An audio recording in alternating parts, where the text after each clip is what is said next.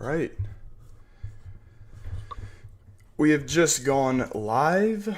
It's been a while, man. It's been a while. I don't know how many views this is going to get or how many viewers I'm going to get, but I do just want to go live again, man, because it's been a hell of a long time since I've gone live. Probably like 3 or 4 months, so kind of want to just interact with some people, see how everybody's doing. Obviously, we've been on a great roll. As of recent, I'm going to post this on Twitter real quick. Maybe get some other people in here. From there, but yeah, we're going to hop into this pretty quickly. And hopefully we can talk about some other things after.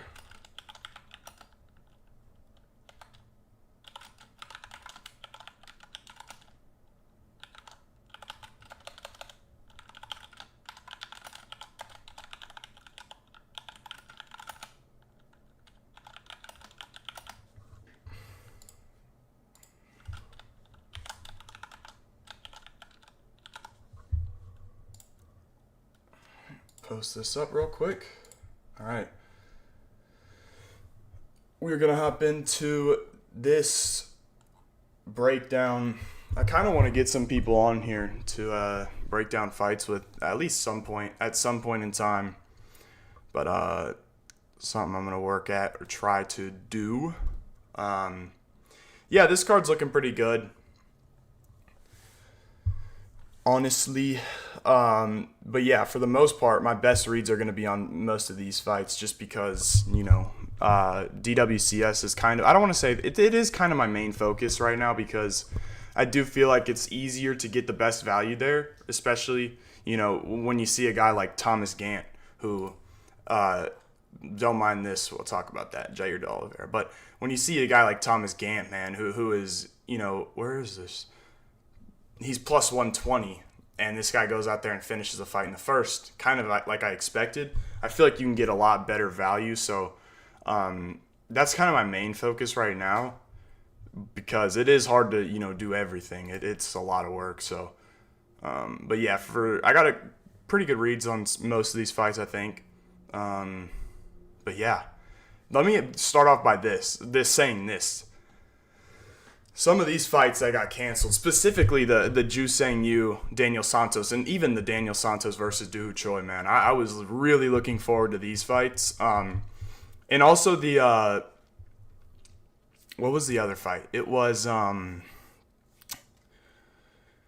was it? It was Ponzinibbio versus Luque, man. I was looking forward to that, and I said it on stream. I think I've said it in my videos.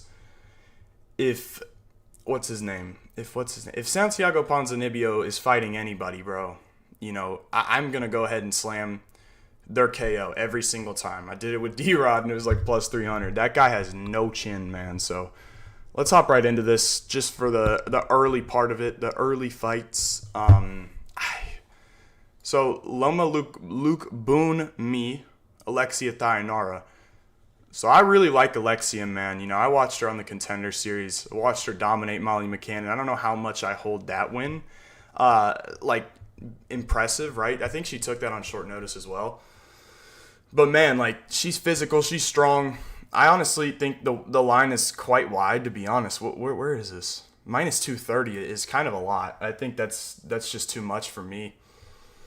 But she is impressive. She's strong. I think she beat the LFA champ on Contender Series, but she just walked her down. She throws big, she throws hard, and good jiu-jitsu, big for the weight class. Like Loma's one of those atom weights. Like she's just not a straw weight, but she's still good. Like pretty solid, So I don't really think that this line is looking good here. I kind of don't like it, but honestly, I'm going to go with the younger fighter. I think Alexia is looking good, and she's a pretty good fighter. I'm going to pick her to win by decision, but I definitely don't think that this is the odds indicate what this fight is going to look like. Minus 2 or almost plus 200.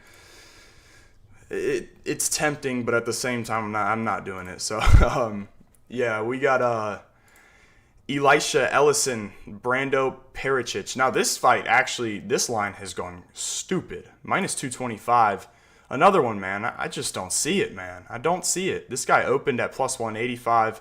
And I do think he's the favorite. He should win. But, man, 225 is a lot, especially for a debuting guy, man. This fight, I think it was on the Contender Series supposed to be, but they moved it here. It's some bullshit, man. Colby Thicknesse, Josias Musasa. Musasa's a slight favorite, minus 150, and I'm just astonished that he lost to Carlos Vera. Like, Carlos Vera's got to be the worst fighter on the roster. I definitely think I'm okay with saying, no, he's not, but he's up there, man. You know, and like, it was just crazy to me because I really thought Musasa was just going to walk him down and have no problem and put him out. And that's not how it went. You know, Vera was actually throwing the most amount of volume or activity I've ever seen from him. And it was pretty wild. But Thicknesse, man, I know he fought, Ilya's brother. Whatever. But he's in front of a guy in Musasa who is getting better. This guy, he's getting better. And he's explosive. He's dynamic. He still has a good win from that Contender Series fight. I can't remember the dude's name who he fought. But I think Musasa was a slight underdog there. And he looked good. I didn't really think he'd get a contract, but he did get one. Young, athletic. And yeah, man, I think he'll beat Thicknesse. Thicknesse, he has good grappling and jiu-jitsu, but he's got to get it there, right? You did get to see some of his grappling against Alessandro Topuria, where he had a couple good sweeps, a couple good get-ups. And if the fight gets there, sure. But I do like Musasa's forward pressure, and I like his hands, and I like his power. I do think that there's some decent value on Musasa. I'm going to have to look into it a little bit more. But for now, I definitely think that he's the right side here, 100%. So give me Josias Musasa. I think he might get a finish here against Thicknesse, who can be backed up. He can be hurt, and he can kind of be overwhelmed. So I think Musasa is going to be able to dictate the pace of the fight. He wasn't really able to get that going against Vera because Vera kind of came out swinging and gunning. And I don't even remember. What was he in that fight? He must have been minus 5 or 600 there. So I think there's good value here. My pick is going to be Musasa, and I think he finishes the fight. So we'll move on to the next fight. And this is one I have looked into quite a bit.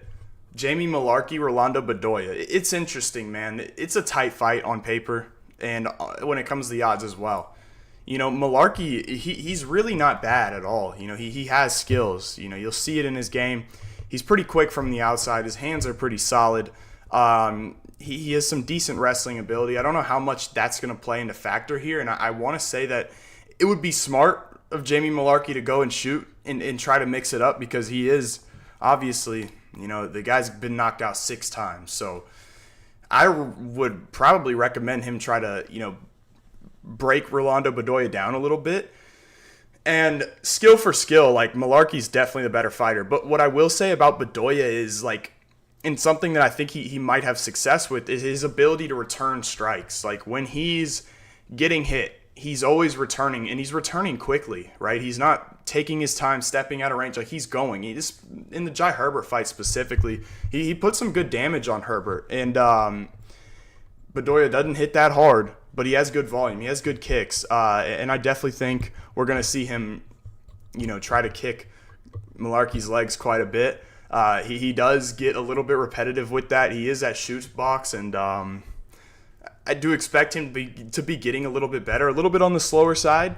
And I do think that Malarkey's going to look good early on. But I like the style that Bedoya fights with, is always coming forward and constantly throwing, right? So when Malarkey's able to get that 1-2 off, which is sharp. Tanzo, what's up, bro? How you doing, man? Appreciate you being in here, bro. Sounds good, brother. But Malarkey, when he throws that 1-2, Bedoya's going to go ahead and return that, and he could clip him with something. So I was looking at a couple bets in this fight, specifically like the Bedoya to win inside the distance, goes the distance, no action. And then I'm like, why is it minus 140? Like, Bedoya doesn't have a whole lot of knockouts and a whole lot of knockout ability, but he's tough, he's durable. And yeah, Malarkey probably doesn't get a finish here, but I think that the odds of Bedoya getting a finish is just not high enough for me to be able to be like, oh, minus 140 something playable. There's a potential I could pull the trigger there, but I'd have to go back and look at kind of some of Bedoya's grappling exchanges, because I know he's obviously a shoot box. He's a tough guy. I don't think Malarkey knocks him out. And honestly, it just feels like there's not enough upside on Bedoya to finish the fight for me to be like, minus 140 is something I like. You know, I think that Bedoya, if he wins here, it'll be off kind of moments of him hurting Malarkey, right? Malarkey doesn't really get put out cold. He kind of just gets hurt and then he gets swarmed. And I mean, even in his last win, Malarkey got hurt by Makdessi, which is just like, he kind of got flash knocked down, right? But he doesn't really like get knocked out cold a whole lot. You know, Naimov hit him with a mean left hook, which is probably the most unconscious I've seen Jamie Malarkey. I'm actually going to take a look at his Tapology. Yeah, I mean, 6 times getting knocked out, man. It's just a concern, right? But yeah, like, these guys are big hitters. Turner's a huge hitter. You know, Naimov hits hard, and Hack Press hits hard, and he's a way better striker. And obviously Ruffy's a sniper as well. So, you know, Malarkey's good, man. He's good enough to win this fight. Does he get a finish? Probably not. You know, his best win's over Michael Johnson, and he's so hurtable. But he does, for a guy with 6 knockouts, his chin is not as bad as you kind of expect it to be. So I don't know if Bedoya is going to be able to close the show, and that's the problem with it. Yeah, I think he'll stun him, but is he going to really hurt him, drop him, and finish him? I don't know. So that's kind of where I'm at with this one. Yeah, it's a close fight. Do I trust Malarkey? Kind of. I kind of trust him to win. I don't think he gets a finish, but Malarkey points is something maybe you could look at here. But ultimately, if I had to like pick a bet for this fight, it would be Bedoya inside the distance, goes the distance, no action, because I don't think he'll get finished. But yeah, it is a tough fight to predict 100%, because one side of your mind is going to say, yeah, Malarkey's better. But at the end of the day, like, you don't have to be better, man. You could just hit him harder, and the more durable fighter is 100% Bedoya. So, man. My gosh, it is a tough one, bro. I'm gonna trust Malarkey, man. I'm gonna trust him to get this one done. I'm gonna be mad at myself if I don't bet the minus 140 on goes the distance, no action, or Bedoya inside the distance. But I just don't think it'll happen, man. I think Malarkey might get stunned once, but I do think he'll come back and he'll win, man. Just kind of like the Makdessi, where he lost the second round, won the first and the third, just kind of off being better. And I do think he's better than Bedoya. So I lean towards Malarkey. That'd be my prediction, but I would stay away from it ultimately. Malarkey points is probably the best way to go about it. So, yeah, man, give me Malarkey. Not confident at all. It's hard to be confident on this one, 100% though. Let's move on to McAuliffe versus Oban Elliott. I don't know about this one. I don't like McAuliffe, and I'm not a huge fan of Elliott. You know, I completely faded Elliott in his last one. I didn't completely fade him, but I bet the spread on Siak Ko, who was like plus, I can't remember. I remember the spread I got was plus 350 or plus 300, one of those two. And I mean, that was ridiculous. So I didn't ultimately bet on Siak Ko, but I bet his spread, which was a hell of a nice price. And the reason that I ended up doing that was Oban Elliott's not a finisher. You know, he's coming off at that point he was coming off that knockout over Basil Hafez, but he's typically not a guy that is finishing fights. And I didn't think that he'd finish Siak Ko in that fight. So honestly, I just bet Ko, and I didn't expect Ko to go out there and be able to do that, right? I didn't expect him to out-wrestle Oban Elliott and just out-muscle him. And I know that Ko had a Sambo background, and he used some wrestling against Igor Cavalcanti in his Contender Series fight. But I didn't know it was that dominant, really, and it was that dominant. I mean, he dominated that fight, 30-27. It was pretty wild. In McAuliffe, what I will say about McAuliffe is I'm not big on him at all. You know, I really didn't like him from the Contender Series tape that I watched before his fight on Contender Series. Obviously, he wrapped some dude up in a triangle choke in that Contender Series fight, ended up getting the job done there. But pre that, man, this guy, he's hittable on the feet 100%. Like, his hands are not in the correct position, and he is hittable, and he is hurtable on the feet. But what I will say about McAuliffe, and what I didn't really realize, is how big this guy is. Like, 6 foot, 77-inch reach, but this guy's gigantic, you know. So is that going to play a factor in this fight? I think potentially, you know, and I think that's why you're seeing the odds as close as they are. Because Oban kind of got out-muscled in his last one. And I don't think McAuliffe has the same wrestling ability as Siakhan Ko does, but he does have nasty submissions off his back. And he's pretty crafty from there and big kicks on the feet. And if Oban's sitting at range and kind of not willing to close the distance, similarly to the Kevin Jousset fight, which had me all over the fucking place because I didn't bet Jousset. I might have put him in a parlay, but Jousset was crashing the pocket, or wasn't crashing the pocket, when this dude's throwing naked kicks out there, you know, and that was a problem for me. I mean, the huge problem for me watching, you know, McAuliffe kicking inside the distance and not really setting them up, but it was really effective because Jousset wouldn't close the distance and time it. He did it a couple times, but not enough, you know. So McAuliffe doesn't have the boxing advantage, in my opinion, here. What I do think he has the advantage is in the strength and the kicking and the physicality, but I don't think his wrestling's good enough to, you know, get to those positions like Ko was able to do. And it was really because Elliott was kind of trying to grapple Ko, and I kind of think Elliott's the side here. I'm not a fan of him, but it is some decent value seeing a guy like this who is whatever he was, -500 or 600 in his last fight, taking on a guy who I'm not huge on. So honestly, man, if I had to pick a side here, I'd probably go Elliott. I think he overall is a better fighter here. And he's got more experience, and I think he has the better striking, the boxing in general. But if he is willing to play that game at range where McAuliffe's just kind of kicking the shit out of him, McAuliffe can win. So it is a tight fight, and I can see it being tight, but I kind of do think Elliott's the side here. So my pick here is definitely going to be Oban. Not definitely. It ain't definitely going to be Oban. It's going to be Oban, though. But I probably not laying anything on here. And, let's move on to the next one. Cam Rouston, Andre Petroski. You know, Rouston, he's not great to me, honestly. I thought he'd lose his Contender Series fight. He ended up winning that, so good for him there. I'm still not impressed with what I've seen out of him. You know, he's long for the division. He's big. His striking's okay. But honestly, like, we've seen this guy taken down and dominated by Torres Finney on the mat.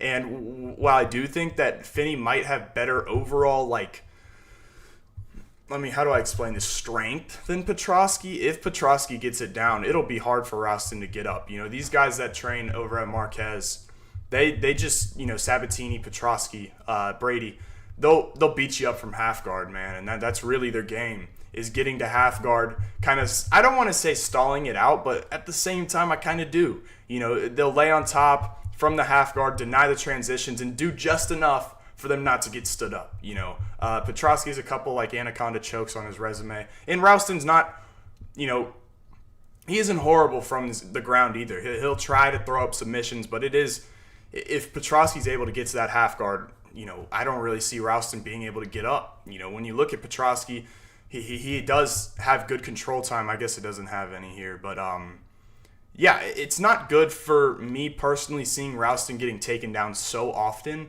and controlled so much by Torres Finney. And I really don't think Petroski's at such a big disadvantage on the feet either. You know, really, Rouston's not that great on the feet. And I really don't even think, I didn't think I'd ever see this guy in the UFC. Let me be clear here.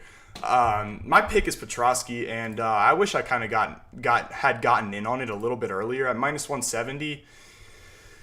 I don't know. I wish I kind of would have bought in at 35, but didn't happen. So minus 170, Andre Petrosky. I think the line should be around minus 200, but no more than that. I think Petrosky's the side here. I think he gets this fight down, and I think he dominates from top position.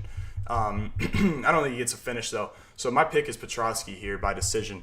And we'll move on to the featured prelim, which is Navajo Sterling, Rodolfo Bellato. I've been very open to how much I do not like Navajo Sterling in terms of how he's looked in the UFC. Comes out first fight, Tuco Tucos, doesn't get a finish. Next fight, Ivan Erslan, bit of a closer fight, and I picked Erslan there. I should have bet the spread there. I ended up not doing it, and we would have won if I bet spread, but I didn't. And Sterling's kickboxing background. He's big for the weight, good reach, and he's fairly technical, but he's just not that good, man. He's not that good. He's not as good as people have been saying he is.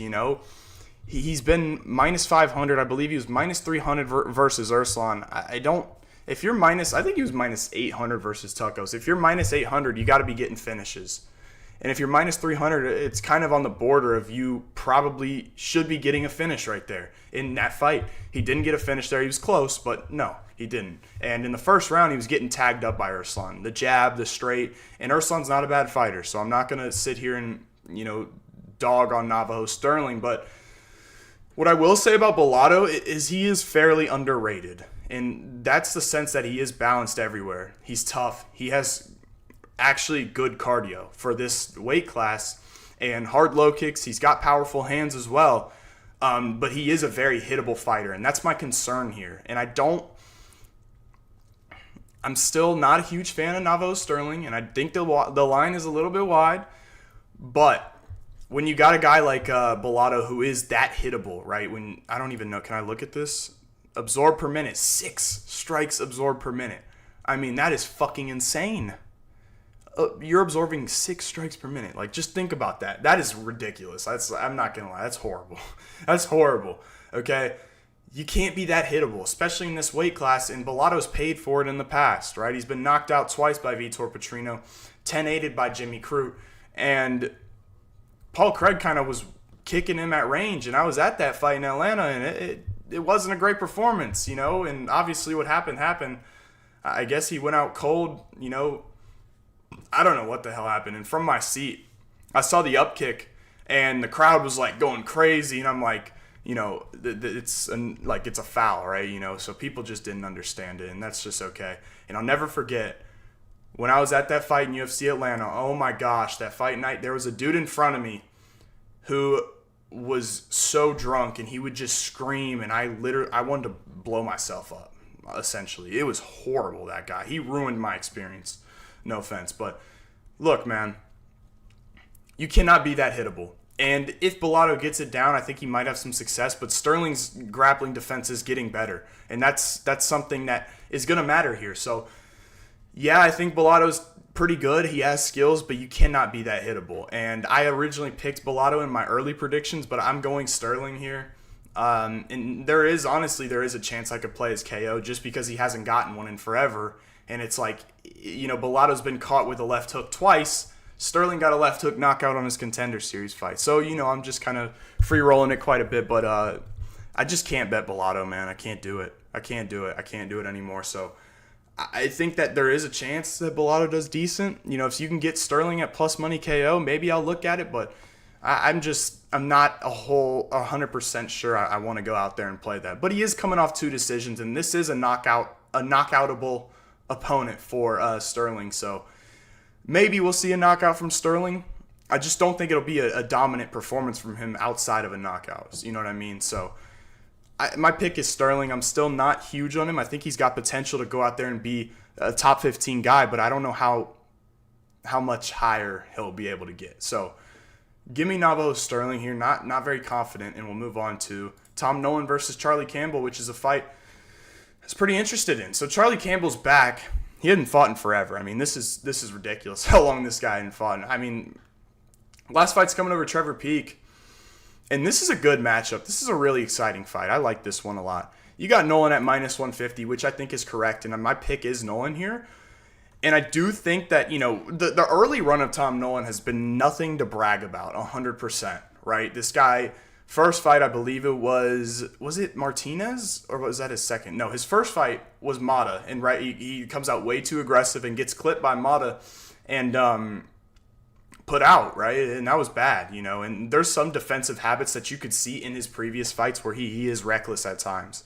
And the next fight, Victor Martinez, an really old guy, hurts him with a left hook and drops him, And then Alex Reyes at one point is able to hurt him.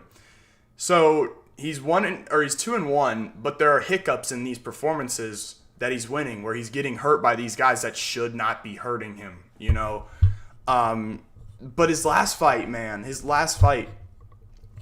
I saw improvements, and I saw a lot of improvements. And Nolan's a guy I've been, kind of looking to fade just because of those performances, but you can see the improvements he's making, right? The Slava Claus fight, I know Slava Claus ain't anything to go crazy about, but he had much better defense, and he showed a lot of his game off, and that's something that Nolan has. He's got a lot of diverse ways to beat you. Good elbows, good knees. His hands are pretty good.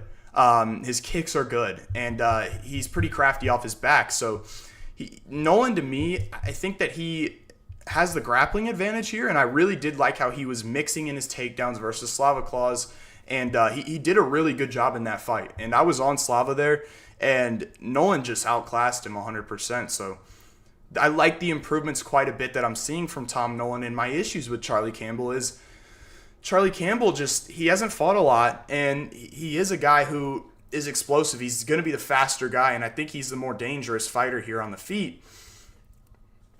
But my issues with Campbell is I don't know if he's got good enough cardio, really. I know, Trevor Peek was able to go out there and push the pace on Campbell and had some success in that fight. And Campbell's a guy who is hittable as well. When you watch some of his tape, he'll throw kind of naked uppercuts. His hooks are wide, and while they're powerful, he can be countered, right? And I do think that overall, the better boxer here is going to be Campbell. The faster guy is Campbell. But the guy with more ways to win is Nolan for me. So I kind of like Tom Nolan here, and I think this is a really good matchup and a good test for both guys to kind of see where they're at. I could see a finish coming from Campbell. But other than that, I don't think he really outpoints Tom Nolan, who Tom Nolan's a guy who's able to put on a ton of volume, as you can see here. And, I think that he might just overwhelm Charlie Campbell with volume, with the grappling, get him thinking, the kicks. What I will say about Nolan is when he backs up, man, it's concerning. So if you see Nolan get backed up in this fight, start to be a little concerned, okay? And Campbell's got a nasty uppercut, man. He really does. So if he's able to drop that uppercut on him while he's shooting a takedown, or he telegraphs a takedown, it could be night-night. But this is a really fun fight. I really do like this one. My pick is Nolan. I like the activity out of Nolan in general. Like, I like how he's been fighting a lot more than Campbell. I like the improvements that I'm seeing from Nolan. And I like the diverse attack that he's able to put on people. And he's got 0 submissions on his record, and he's got good jiu-jitsu. So this is a potential spot where I could look at a submission prop, but I don't know. He was close to wrapping one up against Slava, and I might look at it. I haven't looked at the number, but if it's anything pretty good, we might sprinkle a little bit on it. So give me Tom Nolan here. I would say by a decision, but if not a decision, I think he wins by a submission. So I'll take Tom Nolan here by decision. I love that fight, though. One of my favorites on the card. So the next fight up is Justin Tafa, Louis Sutherland. So I got to watch some Louis Sutherland. He's not bad at all. He's very gigantic. And I remember I was looking at his Tapology picture.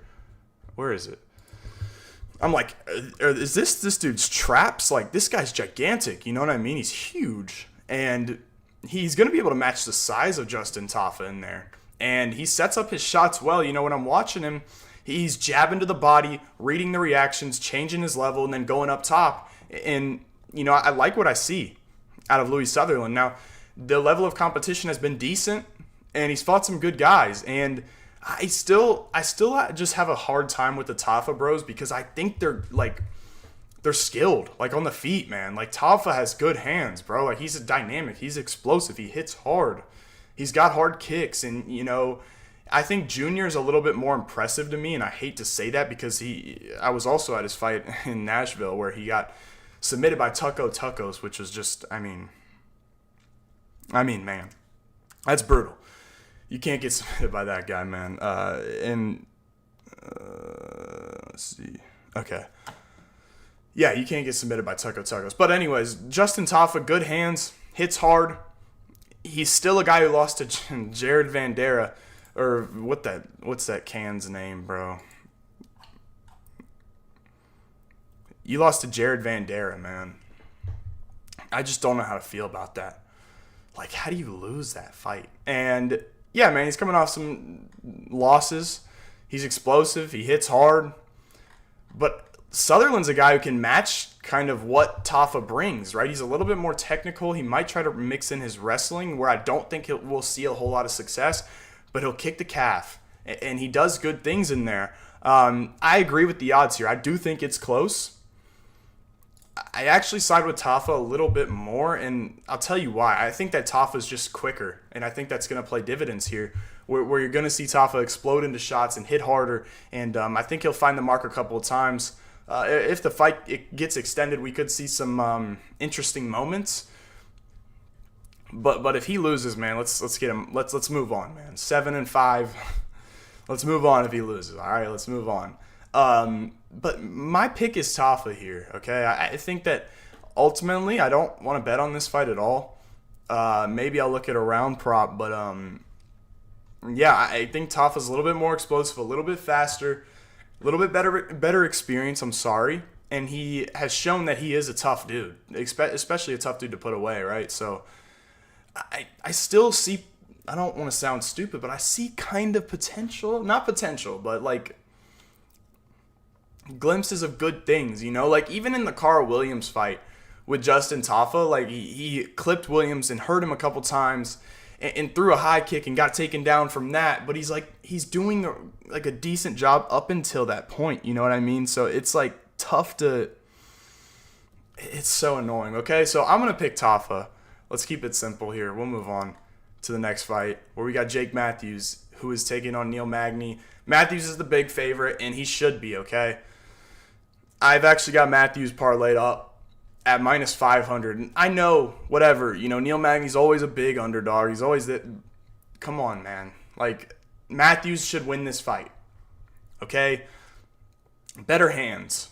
He's just the better fighter, and he's younger. He's coming into his own, honestly. So, 22-7. He's fought a whole lot. He's been in the UFC for a long time, as of course Magny has as well. But Matthews is just good everywhere. His hands are good. His jiu-jitsu is good, and he should be able to finish Neil Magny in this fight. I truly believe that. I think if you want to look at something, you can go ahead and look at Jake Matthews by KO, which is, I believe, in the plus 300s, which I think there's value, man. Magny, he can be hurt. He can be hittable and can get knocked out. And Matthews has good hands. He's the better boxer. He's going to be able to slip the jabs from Magny and return counter shots, go to the body, go up to the top. And we've seen that boxing on display, in multiple of his fights where he knocked out Andre Fialho. He had some good moments against Michael Morales in that fight. And he's just a better athlete, more explosive, younger guy, that he should not be losing this fight. He shouldn't, right? I know Magny's coming off a win over Ezelu Zaleski, whatever that, Zaleski. And Zaleski's old. He's been falling off, right? Chidi finished him, and that was the first time the guy's been knocked out, which was just wild to me, Zaleski in that Chidi fight. And Matthews just looks like he's getting better, man. I have to feel like he's getting better. And I trust him enough to get this fight done, and that's why I bet on him. And even at minus 400, I still think he's playable, man. He should not be losing this fight.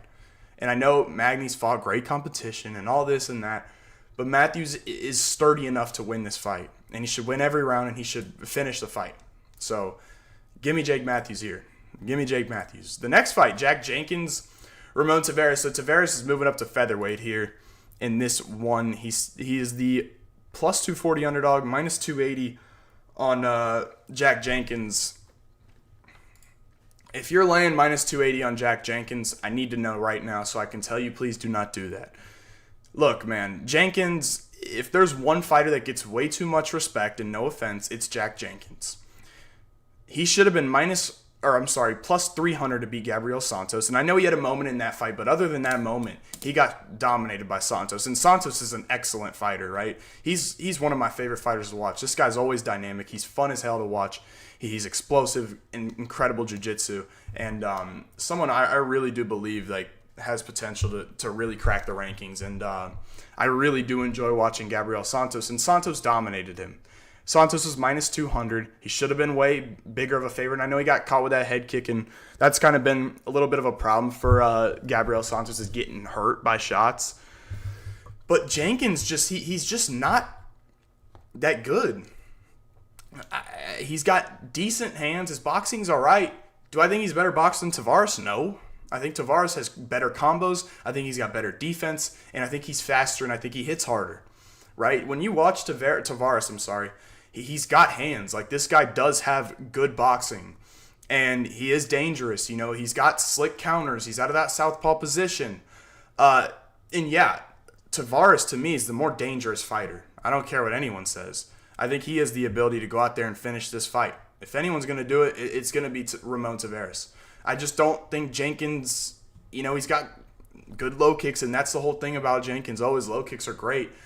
But what else? What else? He says he's not a one-trick pony. You're taking, what did he not finish? He didn't finish Herbert Burns in the first round. That was just Herbert Burns is awful, man. And Jenkins, to me, I think that if he grapples and mixes up his grappling in here, I think he's going to have more success, but I think he'll get pieced up on the feet 100%. Jenkins, he has good low kicks, and that's something that's going to be effective, especially on a guy like Tavares, who is a little bit heavy on that lead leg, and we've seen people go out there and kick his legs. And Tavares I still believe in him, man. I still think he's got good hands. I don't think this is a minus 280 fight, because I don't see Jenkins finishing him, and I don't see Jenkins winning every round.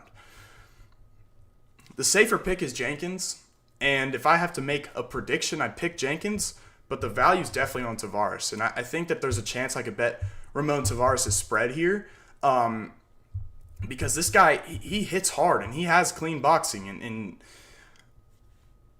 that's could be all he needs here. And if the leg kicks are too much, it is what it is. I lose my bet, whatever, man.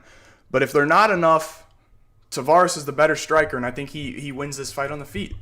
So yeah, man, Twistified, what up? How you been, man? It's been a long time, man. I'm gonna start going live a little bit more. I'll never forget that parlay that you hit on, what was the last leg? The last leg was Edgar Shirez sub. But yeah, man, the pick is Jenkins. The prediction is Jenkins, but I'm just not a minus 280 kind of guy on Jack Jenkins. When I go back and look at some of his fights, the Jamal Emmers fight, he didn't win that one. Emmers was out there piecing him up, winning that fight and winning a lot of the rounds. I thought Emmers kind of won a little bit clearly, really. And Emmers doesn't even have as good a boxing. Yeah, no, 100%. As Tavares, it's not even that good. Ramon in his last one, I was on him to beat Davy Grant. I thought that the speed would be a little bit too much for Davy, but I've learned my lesson on Davy. I got my get back with Davy against Damon Blackshear, where we cashed that plus 3.5 ticket on Davy Grant plus money. So Tavares is the value side 100% here, and I think I might bet his spread because I don't see Jenkins getting a finish. And I definitely see Tavares having a round where he's countering Jenkins. This could be a little bit of a staring matchup early on, but I know it's a little bit concerning. Tavares is moving up a little. I don't understand it.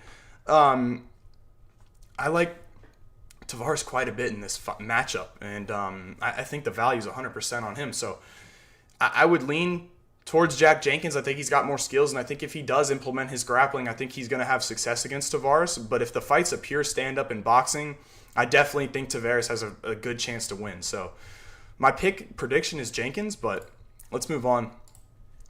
Jimmy Crute, Ivan Erslan. I know a lot of people have been betting Ivan Erslan. I've been on the Ivan Erslan train. Not against Iwan Kutsalaba, But I was on it against a lot of his against Sterling, like I said before. And yeah, Ivan, he has good boxing. His technique is very good. He is a guy who is a little bit chinny, and you can see that in some of his KSW fights where he gets hurt and dropped and even finished badly too. He finished badly in one of those fights, but he hits hard. He has clean technique. His takedown defense is good, especially early on into fights where you're going to be able to see him stuff takedowns. And I know in the fight versus Sterling, he got taken down a couple times, and I think that was more fatigue, and that might not be a problem for him here, right? Crut's a guy who doesn't have good cardio at all, really. So when you're looking at this fight, you're looking at Jimmy Crute, who is going to try to get this one down. He's got good entries. He is a good wrestler, and his jiu-jitsu is good. But Arslan's takedown defense, specifically early on, is solid. And when you look at his takedown defense here, it's going to look like decent. It's not great, but that's more later on into his fights. Where even in the Iwan Kutsalaba fight, you're seeing Iwan shoot takedowns early, and Ivan Arslan is stuffing them, doing all the correct things to defend these takedowns. And yeah, man, if he's able to do that early, well, what's the fight going to look like if it gets later? It's going to be a little bit sloppy. Probably a little bit. It's probably going to be super sloppy, actually. It's probably going to be really sloppy, but I don't care. I think that Arslan is the side here. And yeah, like Theo said, man, like Crute did not look really good against Prachniow, who I kind of thought he'd finish that fight really early, which he did. He did finish in the first, and I bet him by submission, and that was an easy one because Marcin Prachniow is one of the worst grapplers ever. Sterling, I'll be watching. I don't know much about. Wait, Pericic, is that the light heavyweight? In the Sterling one, I was on Twistified. I was on Bellato early in that one. And I'm just not a Sterling guy. I think that if I'm going to play Sterling, I'm going to play him by KO because we know how, kind of, I don't want to say chinny, but how hittable Rodolfo Bellato is, right? He's been knocked out twice by Vitor Petrino with the left hook.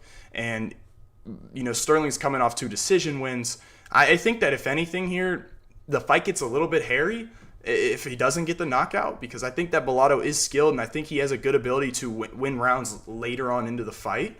But yeah, I do think overall in that fight, I think that Sterling's gonna put him out with something. So my issue with Bellato is he's way too hittable. That's the problem for me. Yeah, Twistified. He definitely lacks striking defense. Yeah, Theo, he does need it, and I don't think he'll get it, man. Arslan has good takedown defense, man, early specifically. I like Arslan. Plus 150, good underdog here, man. And I think you might as well, I don't want to say go ahead and bet the over because I want to say Arslan has a chance to put him out easy, But I definitely don't see a early finish from Crute at all, I just don't see it, man. And if he does get it down and submit him, it is what it is. But even in that fight, Jimmy Crute versus Bellato in the first round kind of threw himself into that takedown, if you know what I mean. He kind of like tried to do a throw, and Jimmy Crute ended up in full mount there, and he ended up 10-8ing that round just because Bellato had kind of put himself in that position, if you know what I mean. So that was even a fight where, man, like Bellato, he kind of screwed himself over in that one. So that was interesting, and that's why I think Crute ended up winning that fight. I was on Bellato there in that one. So yeah, this fight's going to come down to if Jimmy Crute is able to get the takedowns, because I think Arslan is much better on the feet. Arslan has better boxing. His hands are in the right places. He doesn't overextend all that often. He's got a slick, nice jab, and he does have good calf kicks as well, which I think is going to be a problem for Crute as well. So definitely on the Ivan Arslan side, at plus 150, the more that I talk about it, the more that I like it, I'm sorry. But yeah, I like Arslan here. I think maybe either a late finish or decision is the way I'll go here. Let's move on to the next one. The main event, Carlos Ulberg, Dominic Reyes, man. I'm on Ulberg. I have to be on Ulberg. Reyes is just a guy I can't get behind, okay? I know he's a guy who fought for the, belt. I still think the best striker that Dominic Reyes has ever fought is Carlos Ulberg, right? I think Ulberg is the most technical. I think he's the fastest guy. And Reyes is typically a guy who does have the speed advantages in most of his fights, and he won't have it here. Reyes has an excellent left hand. Let's get that out of the way. The guy has good timing. He has good counters, and I think this fight's going to start off slow. We're going to see kind of both guys being a little bit tentative to go. And this is still, to me, man, the version of Dominic Reyes who got knocked out by Ryan Spann, okay? Where in that fight, man, I don't even know what Reyes was doing. He was out there kicking, kicking Ryan Spann in the pocket, and Spann just kept countering him. It was a bad look. And now he gets a win over Dustin Jacoby. Awesome win. But Jacoby just doesn't really fight like that. He kind of rushed in and got clipped with that left. And Reyes does have that slick left hand, of course. I talked about it. I just said it. And other than that, though, right, what else has he got? The win over Anthony Smith, I'm not even going to count that. And by the way, that Anthony Smith, the booth on DWCS last night, man, I tweeted about the call on the Murtazali Magomedov finish. I mean, I don't know what the fuck that was. It was horrible.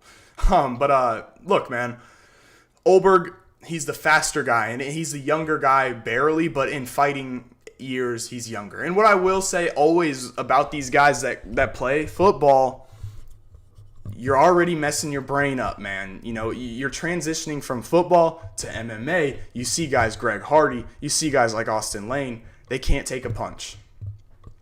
And Reyes is gotten, I don't want to say he's gotten away with it, but he's been able to eat more punches just because he's just more defensively sound. But I think he's going to get clipped by Ulberg, and I think Ulberg's going to finish him.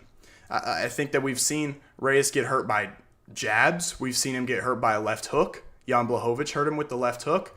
Ulberg's best shot is that left hook, and it is disgusting. You don't see it coming, and that's not all he has to offer. And he's also not going to probably run in and give Reyes a free KO like Krylov or like Dustin Jacoby Dustin Jacoby did. So my prediction here, we're going to see the fight start out very, very slow. And we're going to see both guys kind of feint from the outside. Both guys kind of take it a little slow. And I think we see this fight go into the second, in the third. And I think that Ulberg catches him with something in the third. And I haven't been too impressed with Ulberg's past performance, specifically the Blachowicz one. But in the Volkan Ozdemir one, he beat the hell out of Ozdemir. He won every round, in my opinion. He defended a lot of the shots. And he just looked really good in that fight. I really do think that when I rewatched that fight, I kind of forgot how dominant he looked in that one. And that was the Ozdemir that had just finished. I don't know if it was the Ozdemir that had just finished Walker, but one of them, right? He either finished him right after that or whatever. Yeah, it kind of looked like it, but I mean, like, you're on the TV, Twistified, looking at it. They're right in front of them. So they probably heard the impact of the shot. I don't know. I kind of saw it, but yeah, it was interesting. That was just a weird card. I mean, I don't even know what was going on there in that card. But yeah, man, Ulberg, he's my pick, man. He's my pick, and I'm pretty confident. I wish I could have gotten in when he was like minus 170 or whatever. Like, come on, man. Like, how do I miss that? How do I miss that? Like, Ulberg should win this fight. He should win this fight 100%. He should not lose. Reyes is older. I don't think he's gotten any better from his last fights. I think he's still the same, if not even worse. So my pick is Ulberg here, man. My pick is Ulberg here. Yeah. That's going to be the whole breakdown, but we'll look at some other things. The Bet MMA, we had some money on Jair de Oliveira, which didn't go too well. It happens, it is what it is. But as you can see here, we got a little parlay here. Jake Matthews tagged along to win with Carlos Ulberg. I'm pretty confident in both of these guys. I think both of them win, and I don't think it should be a sweaty bet, Matthews, I know people are hesitant to go minus 500. I'm not, man. Magny's so old. He should not lose this fight anywhere it goes, right? So, and then we just talked about Carlos Ulberg being able to go out there and beat him. Yeah, we've been on an incredible run, though, over the past 4 months, I want to say. Doing really well. But yeah, man, I am interested in this card, but I talked about it before. I'm more focused on DWCS at the moment because I think that I've been able to just get lines that shouldn't be where they are, right? When I threw my highest bet I've ever thrown on Thomas Gant to beat Adam Livingston. I just think there's more opportunities to find value on DWCS than there is on just regular UFC cards because we've seen so much more of these guys. So, yeah, man, that's kind of where I'm at here. The next fight night, I think 320 is next week, which is awesome. Good card. Should be fun to break down as well. But, yeah, I'm relatively pretty excited for this card. I think there's some good matchups. We got a whole lot of fights. So you were confident in Baricic. Great bets, Noche card. Oh, no, it's good. Yeah, I know a lot of people got harmed on the Noche card. It was a brutal one. But yeah, we ended up doing pretty good there. This one kind of just pushed, and I was worried about Zach Reese, man, because he wasn't looking great early. But yeah, the Gene Silva Lopez one was pretty good, but that was a hard card for sure. I know a lot of people didn't do great there. So I'm glad I picked the right angles there.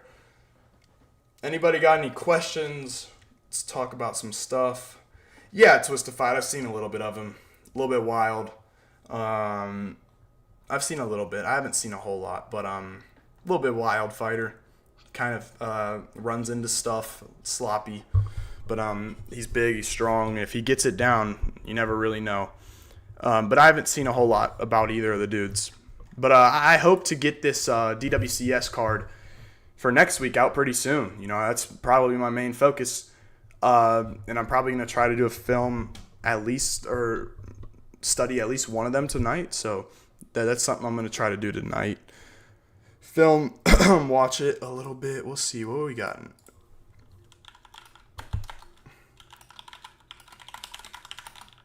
We'll take a look at it early, though. Or not. Or we have to go here. Okay, so here we got it. DWCS Week 8. We've got Luis Jourdain, Charles Jourdain's brother. Yeah, Theo, I want to do more like content type of stuff, and kind of something like that. Yeah, I think it's an interesting fight. The Gamrot that I knew and the Gamrot that I thought we were going to see against Dan Hooker was the Gamrot that doesn't get tired, and he got tired, so that was a problem for me. Obviously, like, Gamrot's had some relatively matchups that are relatively kind of close to what we've got now in Charles Oliveira, kind of like Dariush, but at the same time, it's really not as similar to Dariush because Oliveira is a guy who kind of accepts guard a little bit more than Dariush. Dariush is constantly looking to get back up to his feet or reverse, and Charles kind of accepts being taken down. Yeah, I think so too, Theo. Yeah, for sure. I really do think that the best part about Charles, and I think it'll be the most important part, if he can get to that clinch in this fight. I love Charles's clinch game, and he can beat the hell out of people from there. And I think that he could have a lot of success in the clinch against Gamrot, who, if he fails a takedown, reverse him, put him on the fence, and clinch him. And Charles is nasty from there, especially if he can start landing knees and breaking him down. With that, I think it'll be a good fight. I think that's a really good card. I really wish we could have got to see Vicente Luque versus Ponzinibbio. I wanted to see Ponzinibbio get knocked out again, and I would have slammed Luque KO. If Santiago Ponzinibbio hops in the octagon again, I'm betting whoever he's fighting by KO. I don't care if it's fucking Grant Dawson. I'm betting Dawson KO. Or it's the least dangerous striker there is. Nobody in the UFC is a worse chin than that guy. So yeah, this card's pretty good. I think one of these have been canceled. I believe it's this fight that got canceled. I think this guy had some issues with his visa, but yeah, this is a good card. There's some fun fights here. Definitely better than last week. I wasn't too excited about last week. But yeah, we don't have odds yet. Hopefully I can get on something early. But I'm excited about this one for sure. So, yeah, man. I'm going to end the stream here. I want to get a video on the Oliveira Gamrot fight. Maybe I'll try to do it. But yeah, I am trying to up kind of my content type of game. That's why I went live for this. So yeah, man, I'm going to end the stream here. If you are watching later, I guess in a couple days or after the stream, I'm going to put some timestamps, hopefully. Hopefully I'll get that done pretty soon. But yeah, man, Twistify, I'll see you. Theo, I'll see you, bro. Hopefully we can do more live streams because I do want to, interact a little bit more because it's been a long time since I've done one. And yeah, man, that's going to wrap it up. I'll catch y'all boys next time. So yeah, peace.